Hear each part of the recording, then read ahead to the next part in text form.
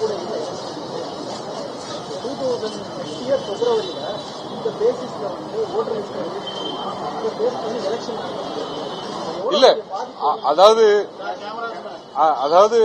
2026 வரக்கூடிய வாக்காளர் பட்டியல் முறையற்ற முறையில் தயாரிக்கக்கூடாதுன்றதுக்கு தான் இவ்வளவு போராடுறோம்.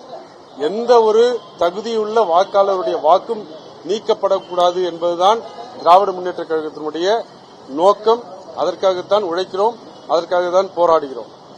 அது போன்ற ஒரு நிலைமையில் வந்தா நிச்சயமாக உச்சநீதிமன்றத்தை நாடி எந்த ஒரு தனிமனிதனுடைய வாக்கும் பறிபோகாத அளவில் நாங்கள் 90% SIR ஃபார்ம் வந்து விண்ணப்பிச்சு கொடுத்தாச்சு அப்படின்னு சொல்லிட்டு தலைமை தேர்தல் அதிகாரி சொல்றாங்க. டிசம்பர் 4க்குள்ள முழுவதும் முடிச்சிட முடியாது. இல்லங்க, அதாவது பிரச்சனை வந்து கணக்கீட்டு படிவத்தை கொடுப்பதில் இல்லை. பூர்த்தி செய்யப்பட்ட படிவங்களை திரும்ப பெற்று அதை கணினிமயமாக்கி 9/12 அன்னைக்கு வரைவு வாக்காளர் பட்டியலை வெளியிடணும். அது முடியுமானா அது முடியாது.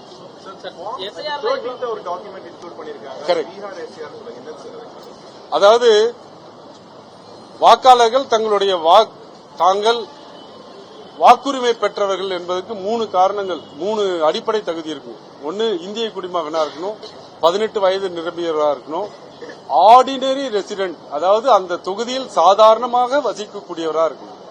இதுக்கு அவங்க அடையாளத்தை கொடுக்க சொல்றாங்க. பல்வேறு அடையாளங்கள் 11 அட்டைகள் சொன்னாங்க, 11 அடையாள ஆவணங்கள் சொன்னாங்க. சுப்ரீம் கோர்ட் சொல்லி ஆதாரை சேர்த்து சொன்னாங்க. திடீர்னு 13வது ஆவணமாக பீகார் SIR-இல் உங்கள் பெயர் ஜூலை மாதம் 2025 வெளியிடப்பட்ட பட்டியலில் இருந்தால் அதை அடையாள ஆவணமாக காட்டலாம்னு சொல்றாங்க. இதுல என்ன குழப்பம்னா, பீகார்ல ஜூலை மாதத்துல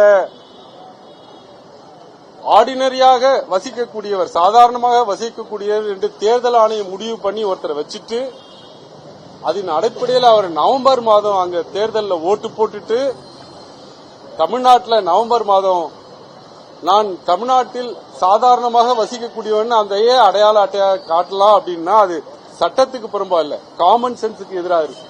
அவ்வளவுதான் சொல்லுங்க.